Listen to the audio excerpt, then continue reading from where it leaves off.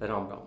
देखो, एक चीज़ का ध्यान रखो कि पढ़ाई में सिलेबस चाहे जितना बड़ा हो, पढ़ाई में तैयारी चाहे कि तुम किसी भी कितने भी बड़े से बड़े एग्ज़ाम की कर रहे हो, तुम कितने से ऐसे एग्ज़ाम की तैयारी कर रहे हो जिसमें बहुत कुछ अपना लगाना है, पूरी मेहनत लगा देनी है। ये कुछ भी चीज़ें हो सकती हैं, ठीक है। लेकिन इसके लिए सबसे ज़रूरी जो चीज़ है वो होती है कंसिस्टेंसी, मतलब कि तुम्हें डेली बेसिस पे काम करना होता है, ये तुम्हें सबको पता है। अब डेली बेसिस पे अगर हम तुमसे आज ये कह देंगे कि तुम्हें एक किताब आज ख़त्म करनी ही कैसे भी कर लो, तुम आज तो कर लोगे लेकिन कल तुम बैठ जाओगे कि कल पढ़ा था आज हम नहीं पढ़ेंगे, और इसका बेनिफिट कुछ नहीं निकलेगा, क्योंकि 30 दिन में मुश्किल से तुमने 10 दिन पढ़ाई की होगी, और अगर तुम नॉर्मल तरीके से पढ़ोगे तो हो सकता है 30 दिन पढ़ लो।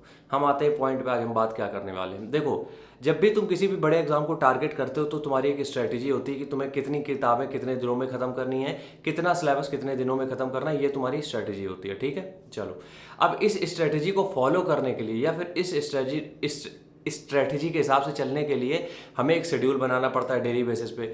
लेकिन इस बात का हमें बहुत अच्छे से ध्यान रखना पड़ेगा, ये जो शेड्यूल तुम बना रहे हो, ये जो स्केड्यूल तुम बना रहे हो, इसको इतना अपने हिसाब से बनाना कि तुम डेली बेसिस पे इसको फॉलो करते जाओ।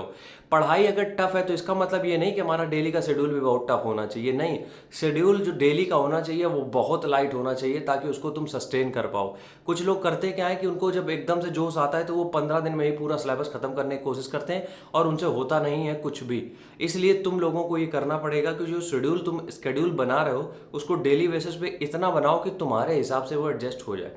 अब अगर तुम, मतलब ऐसा भी नहीं है कि बिल्कुल तुम 2 ही घंटे का बना लो कि 2 घंटे डेली पढ़ ही लेंगे, नहीं।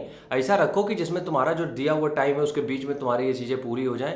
अब उसमें 4 घंटे लग सकते हैं, 6 घंटे लग सकते हैं, 8 घंटे लग सकते हैं, लेकिन उस टाइम पीरियड में डेली कंटिन्यू करना है।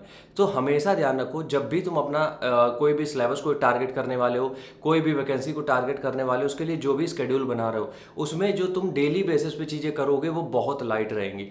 जो भी प्लानिंग करोगे वो इतना रहेगी कि तुम 6-8 घंटे के अंदर निपटा दो। अगर तुमने 14-14 घंटे की प्लानिंग डेली कर रखी है तो यकीन मानो वो मुश्किल से 2 से 3 दिन हो पाएगा, चौथे दिन तुम धड़ाम हो जाओगे और उसका कोई रिजल्ट निकलेगा है नहीं। तो धीरे धीरे चलना है, लेकिन हमें चलते रहना है। बस इतना ध्यान रखना है कि हम धीरे धीरे चलेंगे लेकिन डेली चलेंगे।